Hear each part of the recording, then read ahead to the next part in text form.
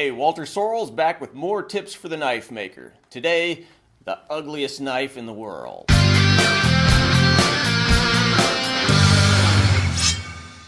Okay, so a couple weeks ago, I mentioned on one of my other videos that your first knife is going to suck. So I got some feedback about that, and some people, sort of felt that that wasn't very encouraging.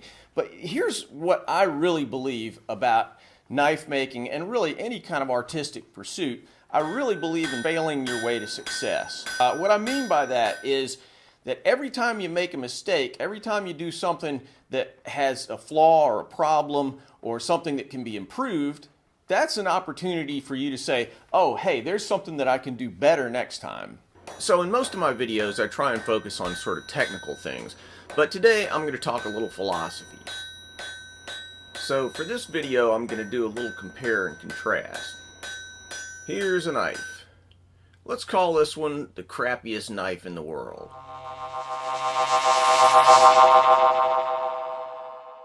And here's another blade. Now, we could go point by point and say, okay, look at how crappy the fit and finish on this first knife is. Look how crude the design is.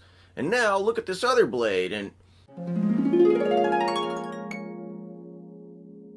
well, kind of a waste of time, right? There's just not really any comparison, is there? But there is actually a connection. These blades were made by the same guy, me. This blade was the first knife I ever made, and this one is a blade I finished last week. My point is that to get to here, you have to be willing to start here, and more importantly, there's a path connecting this to this, a line that any knife maker can walk. It's not where you start, but where you end up. I think in a lot of artistic pursuits, the perfect is the enemy of the good, by which I mean, people have this idea in their mind, oh, I'm going to make the perfect knife. I'm going to do this thing that's so beautiful and cuts perfectly, and it's, everything's perfect about it. But the truth is, I've been doing this for 15 years. I still haven't made a perfect knife. Nobody will ever make a perfect knife. There's always room for improvement. And especially on those first few knives that you make, I really believe you should just go out there and have fun. Aim to fail your way to success. In other words, just assume, hey, look, it's not going to look that great. Things are going to be crooked. Things are not going to, be polished perfectly. They're going to be materials that you wish you hadn't used. And that's great. That's just what you want.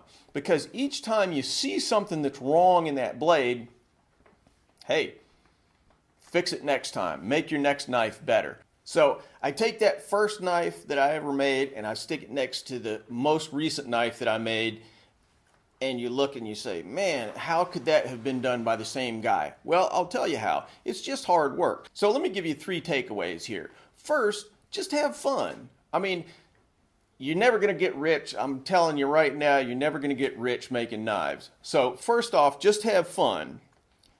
Work on that knife. Get it as far as you think it's worth pursuing, and then move on to the next knife. Second takeaway, everybody can be good at this. It's just a matter of going out there and seeing what's available in terms of instruction, what kind of materials are out there, looking on YouTube, and figuring out ways to get better, ways to step up your game. So number 3, just keep at it. Determination, perspiration, whatever you want to call it, always trumps talent. You're not going to make that perfect knife the first time around, but if you keep at it and keep at it and keep at it, keep challenging yourself, keep looking ahead and saying, oh, there's something I want to improve. If you keep at that, pretty soon you're going to be making top flight knives.